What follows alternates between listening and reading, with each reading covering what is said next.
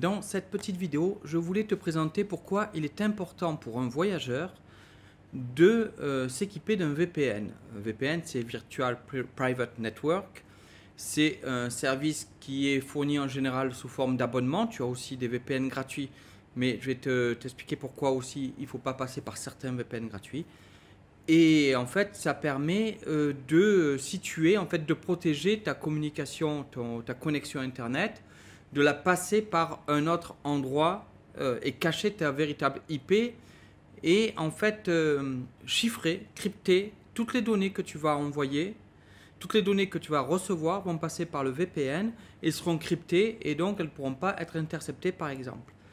Et en tant que voyageur, il est vraiment important d'avoir un VPN pour plein de raisons.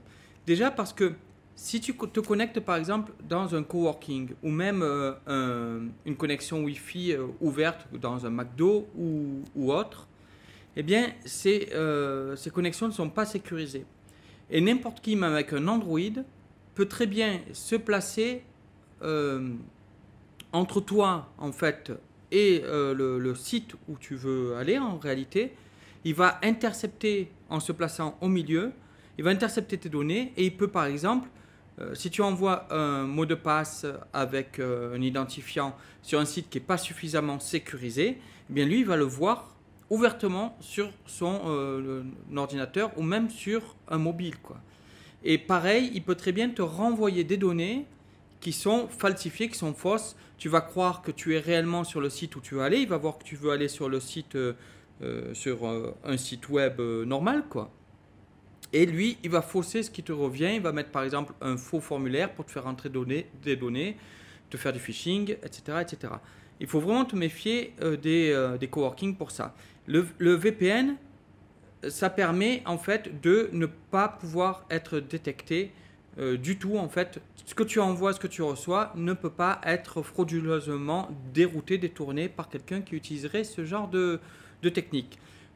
Alors, il faut savoir que où il peut piquer les données, c'est vraiment quand c'est pas du sécurisé, que tu n'as pas de VPN, c'est pas sécurisé. Normalement, sur un site en HTTPS, il ne devrait pas pouvoir faire la même chose. Mais en fait, il y a quand même des failles, donc il faut quand même se méfier un petit peu même des HTTPS, puisqu'il y a parfois des failles. Mais c'est surtout les HTTP qui posent un vrai risque. Mais dans tous les cas, le mieux, c'est quand même de passer par un VPN pour ça, pour se protéger, quelle que soit ta connexion. Ça peut être même, d'ailleurs, je te dis dans un coworking ou quoi, mais ça peut même être si tu es dans un Airbnb. Souvent, les mots de passe de connexion des Airbnb sont faibles. Et donc, le gars peut très bien faire pareil, quoi, ou connaître parce que voilà, c'est quelqu'un qui fait le ménage à l'endroit où il y a le Airbnb, ou qui l'a dit, ou qui l'a déjà loué le Airbnb, et donc il connaît le pass, ou il va le hacker parce qu'un pass de box Wi-Fi, ça se hack quand ils ne sont pas assez complexes. Il faut vraiment qu'ils soient complexes, et là, c'est pas le cas. Ils sont souvent simples pour que les voyageurs puissent facilement le taper. Voilà, tu as par exemple 1, 2, 3, 4, 5, 6, 7, 8, 9, 0. Je l'ai rencontré plusieurs fois dans des Airbnb. Donc, tu vois, c'est pas très sécurisé. Et puis, par exemple, même ici, on a dans le bâtiment, on a un accès Wi-Fi qui est général au bâtiment. Et cet accès Wi-Fi général au bâtiment, donc, par exemple, il arrive que des fois, ça fait 2 fois que le Wi-Fi est en panne dans l'appartement. Et donc, du coup, on passe par l'accès Wi-Fi général au bâtiment. Et bien ça, n'importe qui dans le bâtiment qui aurait des intentions malhonnêtes et qui est un peu technique, eh bien, pourrait comme ça accéder aux données qui sont envoyées par les autres si ils ne sont pas protégés par un VPN. Déjà, c'est la raison qui pourrait être primordiale. Mais le VPN, ça va te protéger de plein de trucs. Par exemple, tu as certains services en ligne, en France par exemple, qui loguent les adresses IP de connexion. Quand tu te connectes à des services en France, souvent ils gardent un historique pour savoir d'où tu t'es logué. Et voilà, tu n'as pas forcément envie d'être tracé comme ça et que quelqu'un puisse te loguer, savoir où tu es et d'où tu te connectes. Selon ce que tu fais, tu n'as pas forcément envie de le savoir, point, pour une raison X ou Y. Et puis même, par exemple, tu as des cas, je te prends l'exemple de Boursorama. Boursorama, quand tu ouvres ton compte Boursorama, ta première connexion sur le site ne peut se faire de l'étranger. Elle doit obligatoirement se faire de France. Et donc, si tu n'as pas de VPN, ben, tu ne peux pas te connecter de France. Parce qu'en fait, grâce au VPN, tu choisis, sur un bon VPN, tu choisis de quel pays tu sembles être connecté. Tu vas choisir en fait un point sur une carte du monde et tu vas dire je veux me connecter de France et ainsi accéder aux services français, aux avantages français, etc. comme si j'étais français. Ça te permet par exemple aussi d'accéder à tous les services quel que soit le pays. Je te donne encore un exemple. Quand on était en Malaisie, tu connais peut-être le réseau de sites medium.com qui est un réseau intéressant d'articles, etc. Eh bien, en Malaisie, par rapport à une anicroche qu'il y a eu avec le gouvernement, tu ne pouvais pas accéder à medium.com. Et tu as comme ça, tu as plusieurs sites aussi que tu ne peux pas accéder selon le pays. Tu as la Chine, par exemple, c'est connu, qui bloque les sites occidentaux, les sites américains, etc. Mais là, par contre, il faut se méfier quand même parce que là, c'est carrément interdit d'utiliser un VPN en Chine. Et donc, c'est quand même risqué de le faire quand même. On ne sait jamais en cas de contrôle, etc. Bon, voilà, chacun voit midi à sa porte. Mais là, c'est carrément interdit d'utiliser un VPN normalement. Mais donc, grâce au VPN, tu accèdes à tout. Et puis, tu ne laisses pas de traces de ce que tu visites ou tu télécharges. Parce que là aussi, tu ne sais pas forcément ce qui peut être autorisé ou non selon le pays. Donc, en utilisant un VPN, tu ne prends pas le risque de dire, bon, ben, je vais laisser des traces, utiliser la connexion, poser des problèmes aux propriétaires Airbnb parce que je suis allé sur un site interdit ou j'en sais rien, ou tu as téléchargé quelque chose qui n'était pas autorisé. Bref, tu passes par un VPN, tu protèges la ligne et personne ne sait ce que tu as fait, personne ne sait ce que tu as téléchargé, personne ne sait sur quel site tu es allé et tu n'as pas de blocage comme ça et tu choisis quel pays tu es. Ça permet aussi, tout ça, de voir la télé française. Parce que quand tu voyages, eh bien, par exemple, tu ne peux pas voir France 2, France 3, TF1, etc. Il y en a des émissions, je te dirais que c'est pas plus mal que tu puisses pas les voir. Tu as quand même certains reportages intéressants, comme Élise Lucet, etc. sur France 2. Tu as quand même certains reportages intéressants que c'est dommage de ne pas pouvoir les voir. Et donc, grâce à un VPN, eh bien, tu as accès à la télé française puisque tu fais croire que tu es en France.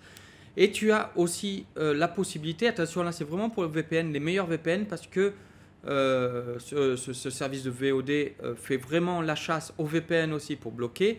Mais tu as Netflix que tu peux voir si tu as un bon VPN. Tu as quelques VPN qui arrivent toujours à passer malgré le fait que Netflix essaye d'intercepter les VPN et les interdire.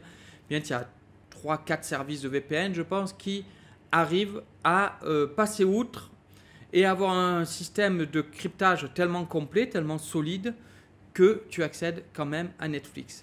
Tu vois, tu as beaucoup d'avantages de passer par un VPN, que ce soit pour ta protection, que ce soit pour des obligations, que ce soit pour des services français, que ce soit pour la télé, enfin voilà. Tu as plein de raisons.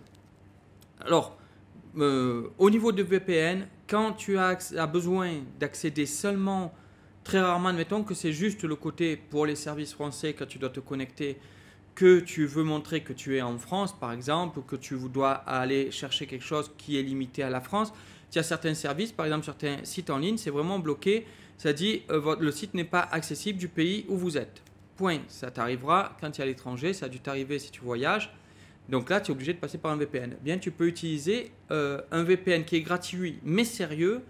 Attention, sérieux, c'est très important de ne pas prendre n'importe quoi comme VPN puisqu'il y en a qui sont plus dangereux que le mal dont tu essayes de te protéger. Un VPN, c'est là pour te protéger des pirates, c'est là pour te protéger de ta connexion, tes données, etc.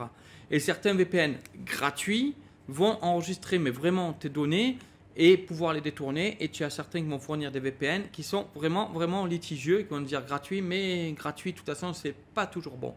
Mais dans ceux qui sont sérieux et gratuits, tu as TunnelBear qui est gratuit jusqu'à 500 mégabits de données téléchargées. Donc tu peux utiliser TunnelBear, je te mets le lien sous cette vidéo gratuitement pour si tu as que 500 mégabits de données, c'est vraiment celui que je te conseille. Après, au-dessus de 500 mégabits de données, TunnelBear il est vraiment très bien, mais par exemple Netflix ne passe pas. Et en plus, il ralentit quand même bien la connexion. Moi, je connaissais ViperVPN, je le connais depuis vraiment longtemps en fait. Ouais, vraiment longtemps, c'est quand même un système qui est ancien, qui venait avec des offres de newsgroup, etc. à l'époque, et donc que j'utilisais il y a longtemps et que je me suis remis à utiliser et qui est quand même top parce que il est même quelquefois bizarrement, je ne sais pas comment ça se fait, c'est plus rapide quelquefois quand tu te connectes par le VPN qui est censé être plus long puisque tu comprends que quand tu passes par un VPN, eh bien au lieu d'aller directement sur le site où tu veux aller, tu vas passer par un serveur en France notamment par exemple, donc tu vas faire, admettons que tu vas aller sur un site japonais, tu vas faire là, on est en Thaïlande en ce moment, donc Thaïlande, France, Japon, par exemple. Bon, il faut dire qu'on fait souvent plutôt des sites français ou des sites américains. Donc bon, en même temps, c'est sur le trajet. Mais c'est vrai que c'est quand même étonnant. Mais bon, il y a des serveurs partout. Par exemple, des serveurs YouTube, tu en as un peu de partout dans le monde. Et des fois, tu as des connexions bizarrement avec Viper VPN où je dis comment ça se fait que c'est plus rapide que quand je suis en direct. Je ne me l'explique pas. Mais voilà, ça a cet avantage Viper VPN d'être rapide, de pas trop te bouffer la bande passante par rapport au fait que tu détournes comme ça tes données et de pouvoir donc regarder confortablement tout ce qui est vidéo et puis ça passe pour Netflix et ça c'est quand même le top. C'est pas cher, c'est super sécurisé, c'est vraiment super sécurisé. Alors j'ai vu dernièrement qu'il y en a qui disaient qu'ils enregistraient des données, qu'ils étaient cités parmi 27 VPN qui enregistrent tes données. J'ai regardé par sécurité parce que je suis quand même méfiant les données que tu enregistres. Ils gardent pendant 30 jours ton IP, l'IP du serveur où tu étais, ta bande passante et une autre donnée débile en fait, qui sont des données techniques pour pouvoir t'apporter des réponses si tu dis ben, c'est trop lent, qu'est-ce qui se passe, j'arrive pas à me connecter par exemple, ou c'est trop long, que tu puisses leur écrire et ils puissent te répondre, bien voilà, voir quelle bande passante tu avais, sur quel point d'accès tu as essayé de te connecter pour pouvoir te dépanner quoi. Mais c'est pas des données, et puis en plus ils sont dans les îles Caïmans je crois ou un truc comme ça. Ils ne risquent pas de donner tes données à qui que ce soit. Et vraiment, c'est des données voilà, ridicules qui sont gardées. Bref, on s'en fiche. S'il n'y a rien du tout à risque. Au contraire, c'est pour pouvoir assurer un service après-vente. Donc Viper VPN aussi, donc c'est, comme je te disais, c'est très rapide. Ça permet d'avoir 5 connexions simultanément. Et ça permet d'utiliser le VPN autant sur ton ordinateur que sur ta tablette, tu as une application Viper VPN, que sur ton mobile, tu as une application Viper VPN aussi pour te connecter avec un VPN sur ton mobile. Bref, au moins tu es tranquille, quel que soit l'endroit où tu te connectes, tu es sécurisé automatiquement et tu es en France officiellement pour te connecter. Tu as par exemple, je te donne un exemple, je crois que c'est Spotify. Quand tu essayais de te connecter, de changer la langue, c'était impossible. Je crois que c'était Spotify. Ça te mettait automatiquement en thaïlandais si tu ne passais pas par un VPN. C'était foutu. C'était en thaïlandais et tu n'y arrivais pas à changer. Tu mettais English et malgré tout, ça restait tout le temps thaïlandais. Tu as des sites comme ça où ça ne change pas la langue si tu ne passes pas par un VPN et tu te retrouves un petit peu à galérer. Bref, au moins là tu te connectes en français directement. Enfin, je le teste depuis un petit moment à nouveau, puisque comme je te dis, je le connaissais avant. Je l'avais arrêté parce que j'en avais plus besoin à l'époque en France. Et je regrette, en fait, je me dis que j'aurais dû mettre ça plus tôt. Donc voilà, je te conseille Viper VPN. Si c'est pour un abonnement payant, ça vaut, je ne pourrais pas te dire le prix de tête comme ça, je crois que ça vaut 2 euros et quelques par mois. Si tu prends à l'année, alors, regarde, je te mettrai le lien pour les tarifs, je ne pourrais pas te dire.